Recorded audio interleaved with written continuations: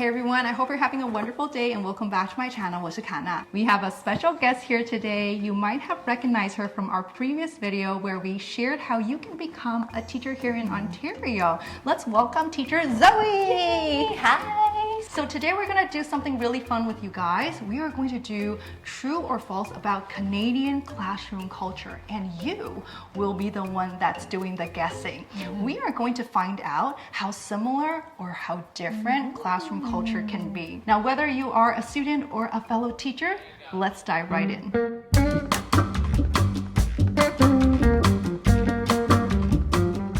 All right, the first question is it true that every elementary teacher in Canada will need to teach as many as 3 subjects? Let's give them 3 seconds. Is it true? 3, 2, 1. What's the answer? It is true. So as an elementary school teacher in Canada, you pretty much have to teach all of the subjects. So I would teach literacy, math, art, phys ed, science, physical social education studies. Yes. So you could also need to teach music? Possibly. In Taiwan, usually teachers, they can choose if they want to teach more than 1 subject, but usually we are not asked to teach all subjects. Usually we just need to teach 1. True or false? All right, number 2. Teachers are allowed to collect funds from students to buy necessary things for the class. For example, decorations for the classroom, books, or other stationery. True or false? 3, 2, make your guess. 1. What is the answer?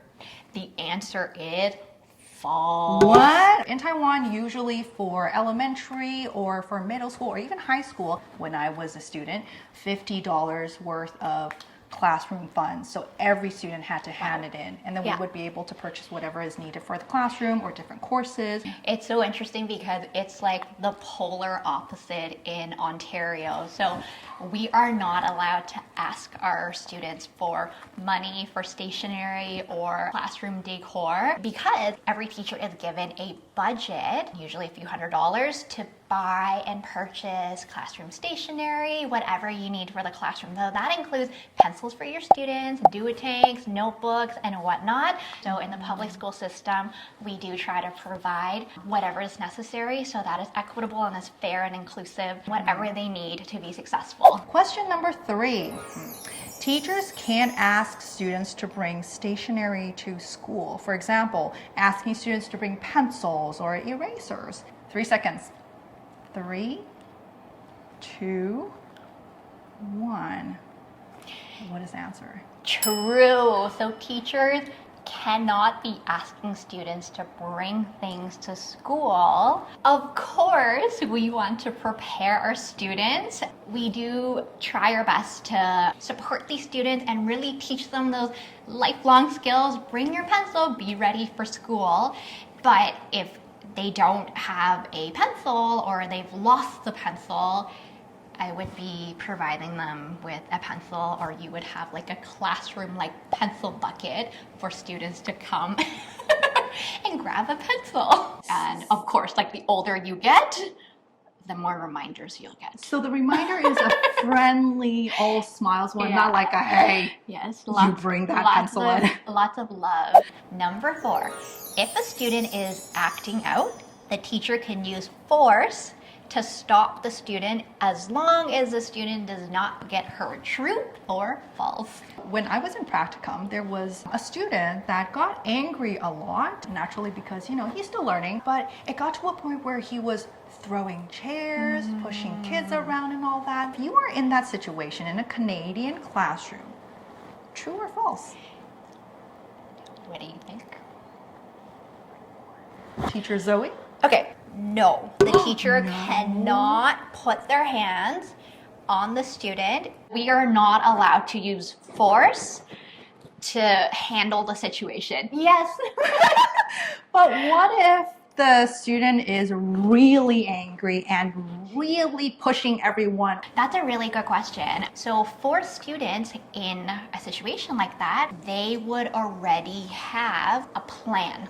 that is created or that has been created by the school. We call these safety plans that outlines what you need to do in a situation like that. One of the things that could be included is evacuation. So in a situation like that, if a student is throwing things, throwing chairs, knocking things over, or throwing sharp objects, it is a harm to that student and a harm to other students. So we would have to evacuate the rest of the class to a safer place in the school. So it could be the library or the gym or somewhere else in the hallway. So safety is always number one, and that's why we never use force, we never touch. We have other things in place for the student. Makes sense. Number 5, students do not have midterm or finals in elementary school. 3, 2, 1. True. For the most part, there's no official midterm or final in elementary school, but there are midterms and finals in high school. So all the way to grade 6? All the way to grade 8. Wow. Yes. So in Taiwan, it starts from grade 1, I think the second semester. Wow, this is a very big difference. Question number 6. Here in Ontario, elementary school students learn with yearly updated official textbooks regulated by the Ministry of Education. True or false? What do you think? 3, 2, 1. The answer is no. There are no textbooks used. In Taiwan, we have textbooks for every single subject, and they are regulated by the ministry, even though we have different publishers. So how is it like here in Canada in Canadian classrooms? Yeah, so pretty much over the last decade, we have moved away from using textbooks, and the rationale is take math class, for example. What we do is a comprehensive math program. Your math program has math games, mini lessons. You might go outside, connect with nature to do some math. You can still pull from the textbooks, as there are some very good questions in the textbook, but we're not teaching solely based on just a textbook. And so that way we can connect to all different types of learners. So textbooks are definitely not a common thing at the elementary school level anymore. Question number 7. Teachers are not allowed to use student bathrooms. True or false?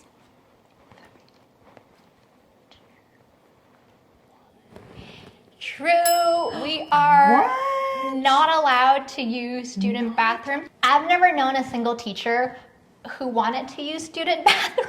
It's not a want. It's you're not supposed to go in. Yeah. Why? The age? Just generally I've never known a teacher who would use a student bathroom. During my practicum, I absolutely did not know about this.